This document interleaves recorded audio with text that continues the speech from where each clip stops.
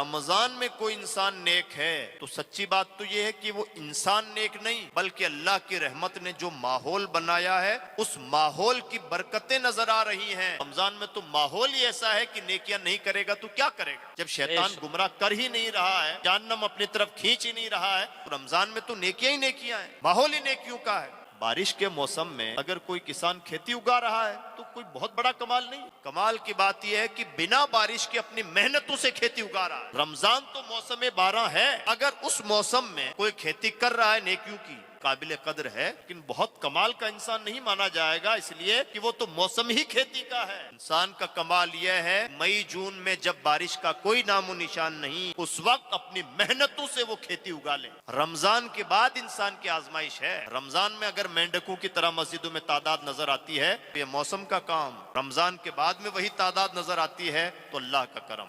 इमाम सुयूती, इमाम इब्न जोजी ने बड़ी अच्छी बात कही है। किसी आदमी का हज कबूल हुआ या नहीं हुआ, पहचान क्या है? फरमाते हैं सीधी सी पहचान, हज करने गया था, जब हज करके आया है तो वही आदमी है या दूसरा। अगर वही है तो इसका मतलब कुछ फर्क नहीं पड़ा है, 5 लाख खर्च करने गया था, घूमने गया था, घूम के आ गया। और अगर जो गया था वो आदमी अलग था और जब हज करके आया है तो वो हाजी अलग है, इसका मतलब अल्लाह ने करम फरमाया, दिल बदल दिया, इंसान बदल गया। ये हज के कबूलियत की निशानी है। सेम रमजान की कहानी है।